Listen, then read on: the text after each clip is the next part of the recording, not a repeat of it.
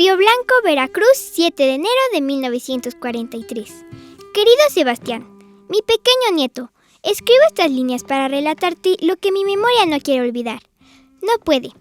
Todo sucedió aquel 7 de enero de 1907, cuando los trabajadores y las mujeres levantamos la voz en las puertas de la fábrica textil del Río Blanco, Veracruz, en contra de la resolución de Porfirio Díaz que daba por concluida la huelga que inició en diciembre de 1906 en varias fábricas de Tlaxcala y de Puebla. Esta huelga buscaba obtener mejoras laborales y tuvo influencia de las ideas del Partido Liberal Mexicano encabezado por Ricardo Flores Magón.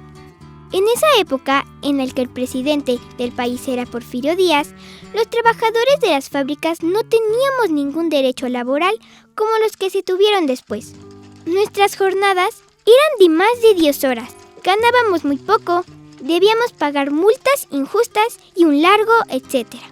A principios del siglo XX, las fábricas en donde hacían telas, también conocidas como industrias textiles, pasaban por un momento de crisis, por lo que sus dueños se unieron para elaborar un reglamento que implementaría en sus empresas ubicadas en los estados de Puebla y de Tlaxcala, para mantener sus ganancias y para evitar que los obreros consiguieran conquistas laborales. Ese reglamento establecía jornadas de trabajos de hasta 14 horas, prohibía a los obreros hacer huelgas y otros puntos que convenían más a los dueños extranjeros de las fábricas que a nosotros, que éramos sus empleados mexicanos.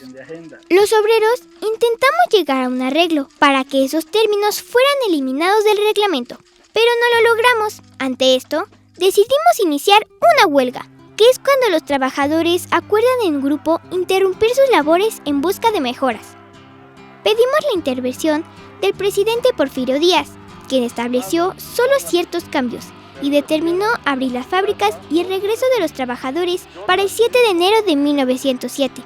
No obstante, ese día, en la fábrica de hilados y tejidos de Río Blanco, Veracruz, muchos decidimos no entrar a cumplir nuestra jornada, pues era indignante aceptar las resoluciones de Díaz, y en medio de la multitud se generó una protesta que se salió de control.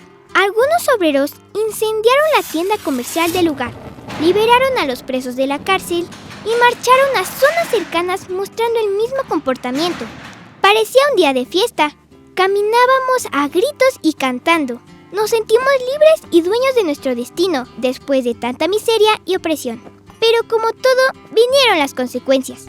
Finalmente, las tropas federales terminaron con la huelga y la revuelta con lujo de violencia. Para el 9 de enero, pese a la tragedia, todo volvió a la normalidad. Sin embargo, de unos 7,000 operarios de la región, solo 5,500 regresaron a trabajar. Se dice que 200 obreros fueron asesinados, 400 fueron hechos prisioneros, 25 soldados fallecieron, además de 40 heridos y más de 1,500 trabajadores despedidos. Así estuvieron las cosas.